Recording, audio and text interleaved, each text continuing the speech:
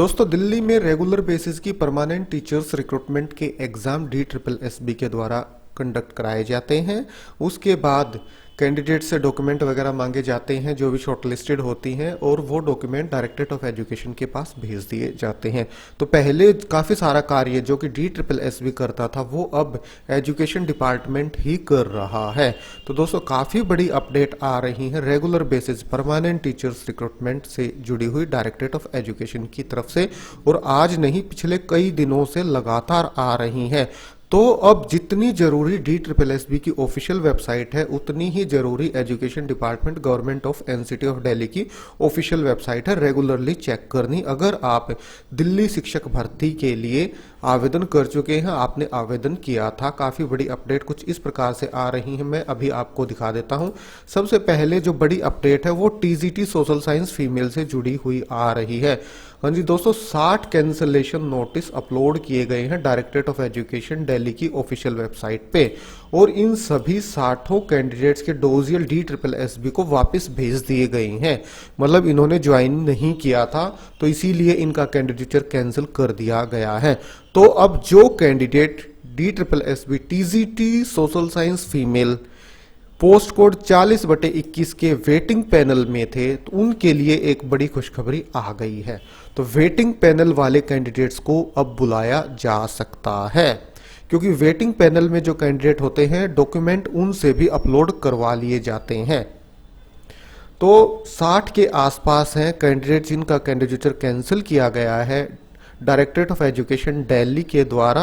मैं फिर से बता देता हूं, TGT social science female post code 40/21 की यहां बात हो रही है।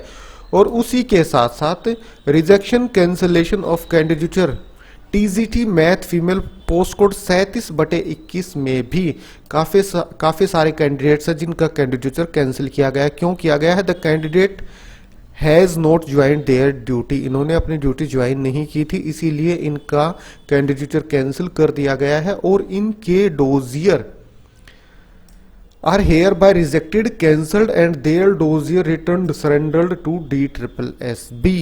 तो इनके डोजियर भी DSSB को वापस भेज दिए गए हैं।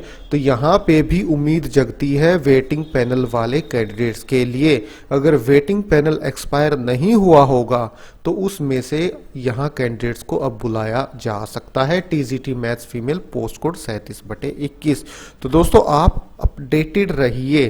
तो दोस्तों मैं कुल मिला के ये कहना चाह रहा हूं, आप अपडेटेड रहिए अगर वेटिंग पैनल में आपका है तो। एक डेफिशिएंसी मेमो आया है निकल के, काफ़ी सारे अलग अलग कैंडिडेट से जुड़ा हुआ है TGT मैथ्स फीमेल, तो ये आप देख लीजिएगा। कुछ डॉक्यूमेंट आपसे मांगे गए हैं, काफ़ी सारे कैंडिडेट्स हैं। मैं फिर से बता देता हूँ, TGT maths female post code 37/21 की यहाँ बात हो रही है। तो आप ये डेफिशिएंसी मेमो चेक कर लीजिएगा। जो डॉक्यूमेंट आपसे मांगे गए हैं वो 7 दिन के अंदर अंदर आप सबमिट कर दीजिएगा।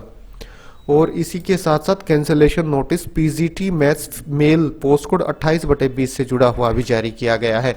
यहाँ पे भी कई कैंडिडेट्स का कैंडिडेचर कैंसिल किया गया है, तो ये भी आप यहाँ से चेक कर सकते हैं।